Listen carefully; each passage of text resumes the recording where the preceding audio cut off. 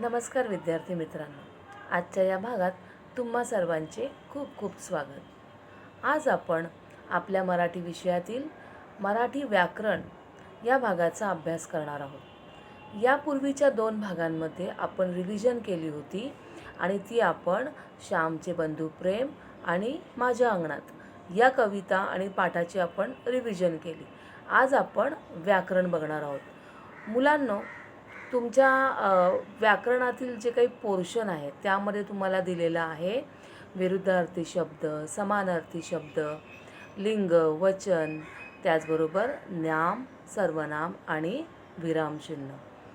तर यातील जे विरुद्धार्थी शब्द, समानार्थी शब्द, लिंग, वचन हे आपण कविता आणि पाठाचा अभ्यास करतानाच पाहिलेलं आहे। या भागामध्ये, आजच्या भागामध्ये आपण नाम आणि सर्वनाम याची उजळणी करणार आहोत। हे सर्व तुम्ही याआधीही शिकलेला आहात, परत एकदा आपण त्याचं रिव्हिजन करूया।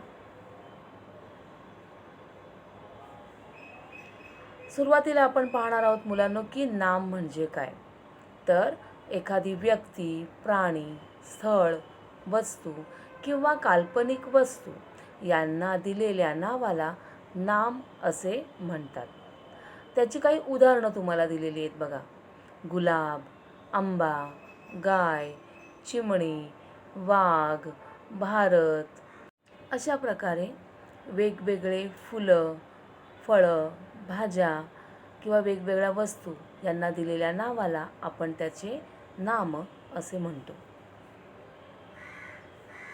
नामाचे एकूण 3 प्रकार आहेत: सामान्य नाम, विशेष नाम आणि भाववाचक नाम। सामान्य नाम एकाच जातीच्या सर्व वस्तूंना त्यांच्यातील सारखेपणामुळे किंवा समान गुणधर्मामुळे जे नाव दिले जाते त्याला सामान्य नाम असे म्हणतात। उदाहरणार्थ तळे, कोंबडी, मैदान, चेंडू इत्यादी।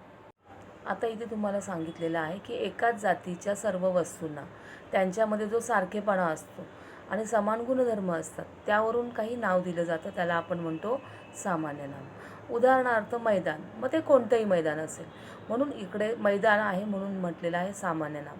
पण जर मी म्हटलं जांभोरी मैदान, मग जांभोरी हे झालं त्या मैदानाला दिलेलं विशेष नाम। तर जे काही समान गुणधर्म असतात त्यावरून जे नाव दिलं जातं त्याला आपण म्हणतो सामान्य नाम। उदाहरणार्थ प्राणी, किंवा जर मी म्हटलं की कुत्रा, कुत्रा हे झालं सामान्य नाम। पण मी म्हटलं की सॅवी, आता सॅवी जर त्या कुत्र्याला दिलेलं नाव असेल तर सॅवी हे झालं त्या कुत्र्याचं विशेष नाव।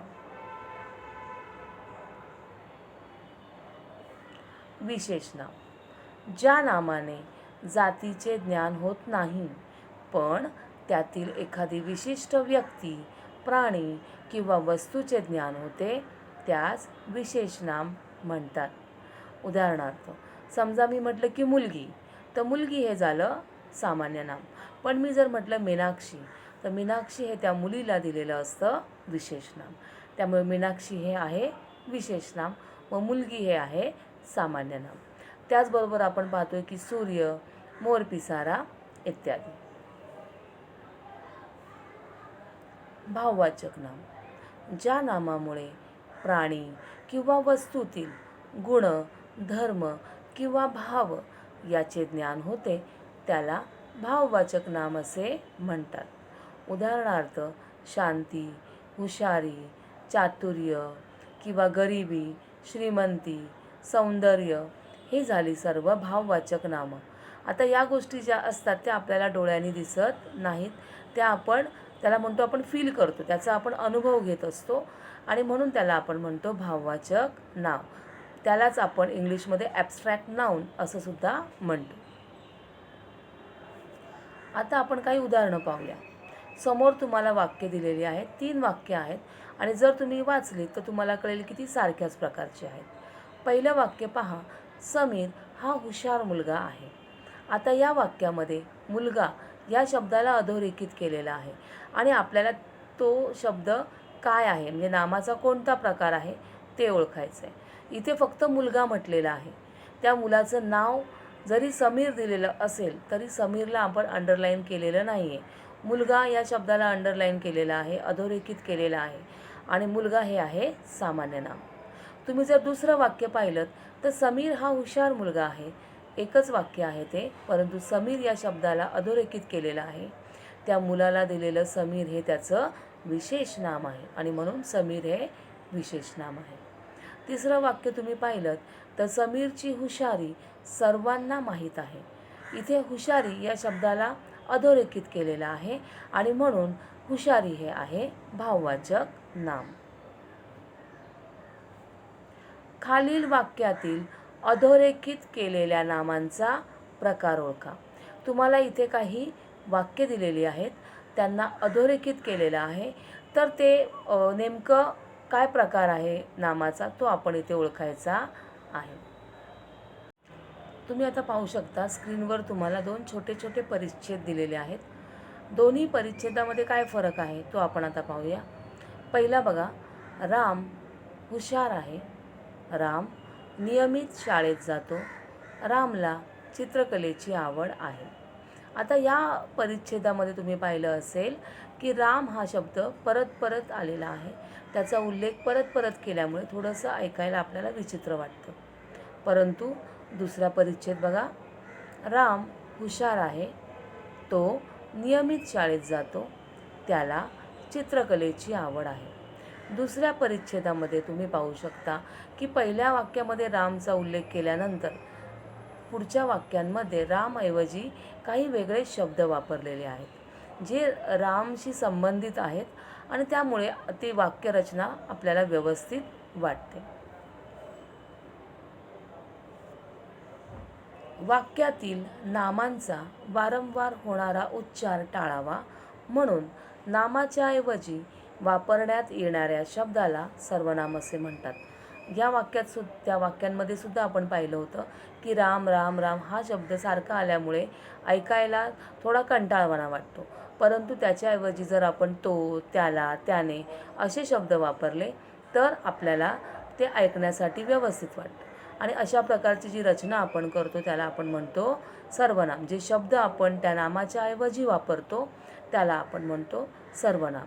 उदाहरणार्थ, माझं नाव आहे शिल्पा, परंतु मी स्वतःला प्रत्येक वेळी शिल्पा शिल्पा न म्हणता मी म्हणते, बरोबर आहे. म्हणजे शिल्पा या नामाच्या ऐवजी मी हे सर्वनाम वापरते. मी, मला किंवा माझ्याच्याने अशा प्रकारे आपण स्वतःचा उल्लेख करतो आणि तेच आहेत सर्वनाम.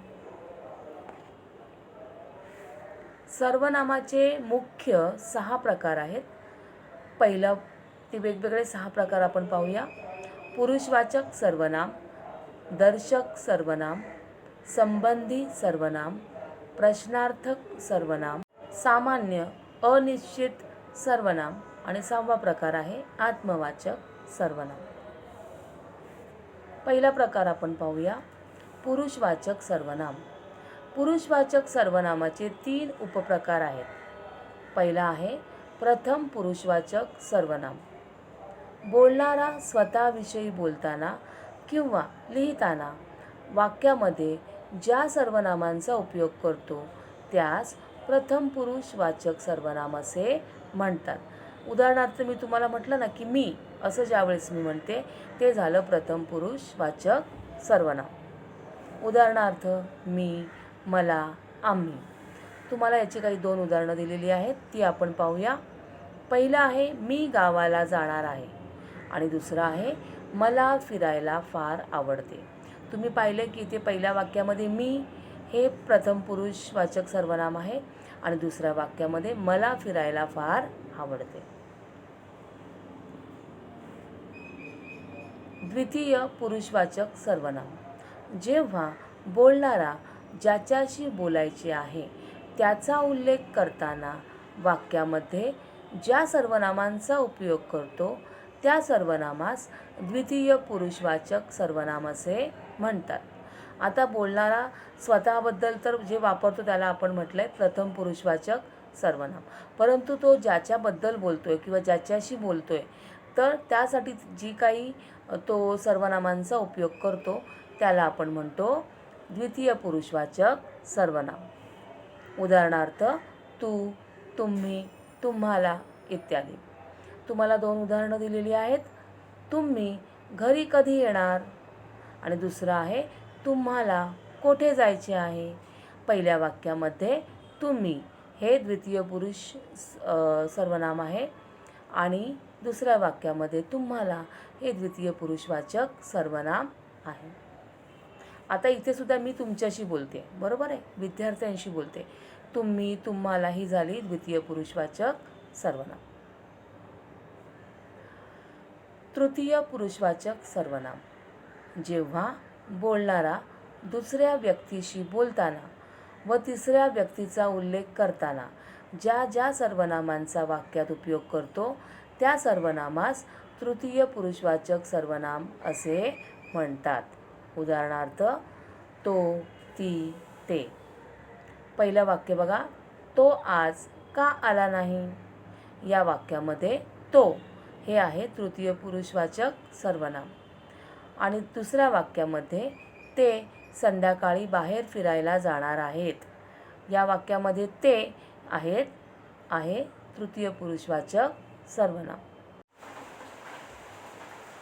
या पुढचा भाग आहे 2 दर्शक सर्वनाम.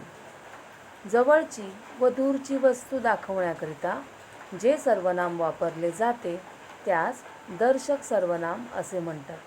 एखादी वस्तू किंवा एखादी व्यक्ती दाखवण्यासाठी आपण तिच्याकडे बोट करून दाखवतो म्हणा किंवा रोखून काहीतरी वस्तू दाखवतो आणि बोलतो, त्यावेळेस जे शब्द आपण वापरतो किंवा जे सर्वनाम आपण वापरतो त्यांना असं म्हणतात की दर्शक सर्वनाम. उदाहरणार्थ हा, ही, हे, तो, ती, ते, हे इत्यादी. तुम्हाला इथे उदाहरण दिलेलं आहे पहा. हे माझे पुस्तक आहे आणि दुसरं उदाहरण आहे ते माझे घर आहे. आपण कोणाला तरी दाखवतो की ते तिकडे जे दिसते ते माझे घर आहे. तर जे आपण दर्शक म्हणजे दाखवणे, दाखवण्यासाठी जे सर्वनाम वापरतो त्याला आपण म्हणतो दर्शक सर्वनाम. तिसरा प्रकार आहे संबंधी सर्वनाम. वाक्यात पुढे येणाऱ्या दर्शक सर्वनामांशी संबंध दाखवणाऱ्या सर्वनामाला संबंधी सर्वनाम असे म्हणतात.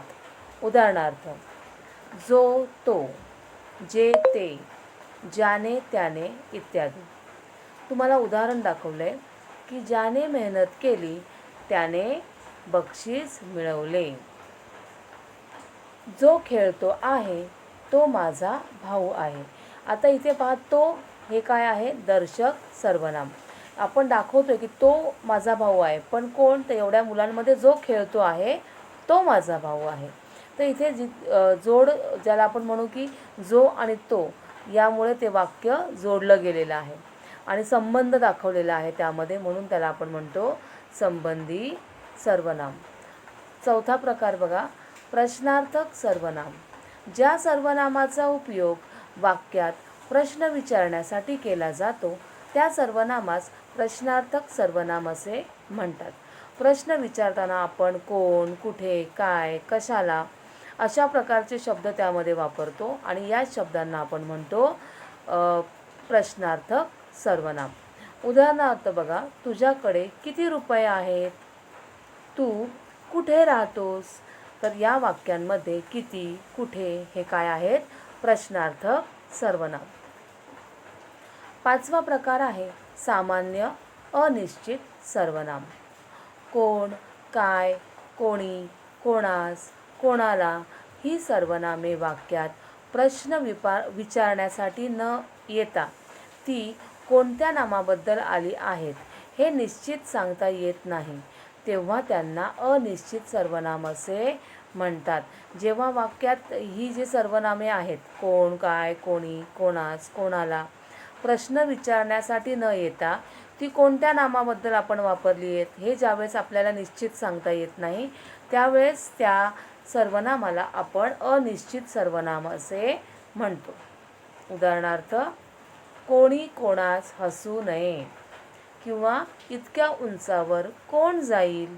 तर इथे कोण कोणासाठी वापरले आपल्याला माहीत नाही आहे म्हणून आपण त्याला म्हणू अनिश्चित. इथे त्यांना असंच म्हणायचं आहे की इतक्या उंचावर कोणीही जाऊ शकत नाही. 6वा प्रकार आहे आत्मवाचक सर्वनाम. आपण या सर्वनामाचा अर्थ जेव्हा स्वतः असा होतो तेव्हा ते आत्मवाचक सर्वनाम असते. ज्यावेळेस आपण स्वतःसाठी बघा बऱ्याच वेळा आपण असं म्हणतो, स्वतः, आपण, तर आपणहून असं वापरतो, त्यांना आपण म्हणतो आत्मवाचक. आत्मवाचक म्हणजे स्वतःसाठी जे वापरलेलं असतं ते. मी स्वतः मेहनत करतो, तो आपण होऊन माझ्याशी बोलला. आता इथे आपण म्हणजे काय, तो स्वतःहून माझ्याशी बोलला असं तिकडे म्हणायचं आहे. तुम्हाला बघा आता या सर्व प्रकारांवर आधारित काही प्रश्न दिलेले आहेत. खालील वाक्यातील सर्वनाम ओळखून लिहा. त्यातील पहिला प्रश्न आहे, आम्ही शेण मातीत मळून घेतले. आता या वाक्यामध्ये सर्वनाम काय आहे, तर आम्ही. आम्ही म्हणजे कोण, तर लेखक आणि त्यांची जी काही मित्र होती, जे मूर्ती बनवण्यासाठी मातीमध्ये शेण मिसळतात. तर ह्या सर्वांना मिळून आम्ही हे सर्वनाम वापरलेलं आहे. या वाक्यामध्ये आता आमच्या मूर्तींना बिलकुल तडे जात नव्हते. या वाक्यामध्ये आमच्या हे काय आहे, सर्वनाम आहे. प्रश्न दुसरा, रिकाम्या जागी योग्य सर्वनामांचा उपयोग करा. त्यामध्ये पहिला प्रश्न आहे, ईशान आणि डॅश साथीदार पहाडावर झालेल्या दुर्घटनेनंतर सुरक्षित घरी आले. आता इथे कोणतं सर्वनाम येईल, तर ईशान आणि त्याचे साथीदार, त्याचे हे सर्वनाम आपण इथे वापरणार आहोत. पुढचा बघा प्रश्न, डॅश मित्र फारच खुश झाले. आता इथे वेगवेगळे आपण सर्वनाम वापरू शकतो. त्याचे मित्र, तिचे मित्र, माझे मित्र फारच खुश झाले. तिन्ही प्रकारे लिहिलं तरी ते बरोबर आहे. तिसरं वाक्य बघा, तुम्हा चौघांबरोबर बसून डॅश मनसोक्त गप्पा माराव्यात असे वाटते. इथे काय येईल, तर तुम्हा चौघांबरोबर बसून मला मनसोक्त गप्पा माराव्यात असे वाटते. प्रश्न तिसरा बघा, खालील सर्वनामांचा उपयोग करून एकवचनी आणि अनेकवचनी वाक्य लिहा. आता तुम्हाला एक सर्वनाम दिलेलं आहे मी. काय करायचं आहे तुम्हाला, तर त्याचा उपयोग करून वाक्य बनवायची आहेत. त्यातलं एक वाक्य एकवचनी असेल आणि दुसरं अनेकवचनी असेल. एकवचनी वाक्य बघा कसं बनवलं आहे, तर मी लाडू खाल्ला. आणि अनेकवचनी वाक्य बनवलेलं आहे, मी लाडू खाल्ले. पुढचं बघा तुम्हाला एक सर्वनाम दिलं आहे तुम्ही. आता तुम्हीपासून आपण एक वाक्य एकवचनी बनवणार आहोत, दुसरं अनेकवचनी. पहिलं वाक्य आहे एकवचनी, तुम्ही तो आंबा खा. आणि दुसरं वाक्य अनेकवचनी आहे, तुम्ही ते आंबे खा. समजले तुम्हाला कशा प्रकारे आपल्याला इथे वाक्य बनवायची आहेत. मुलांनो, तुम्हाला परीक्षेमध्ये याआधी पण मी सांगितलेलं आहे की कोणतंही अक्षरही टाईप करायचं नाही आहे. तुम्हाला उत्तरं टाईप करायची नाही आहेत, तर तुम्हाला पर्याय दिलेले असतील. फक्त तुम्हाला योग्य पर्याय निवडायचा आहे आणि तुमचं उत्तर तुम्हाला तिथे टिक करायचं आहे. पहिला प्रश्न बघा, खालील वाक्यातील नाम ओळखा व योग्य पर्याय निवडा. प्रश्न पहिला आहे, त्यामध्ये गंगा ही पवित्र नदी आहे. 3 पर्याय तुम्हाला दिलेत, ही, आहे आणि गंगा. तर यातलं जर तुम्ही पाहिलं, ही हे आहे आपण ज्याला म्हणू सर्वनाम, आहे क्रियापद आणि गंगा हे आहे नाम.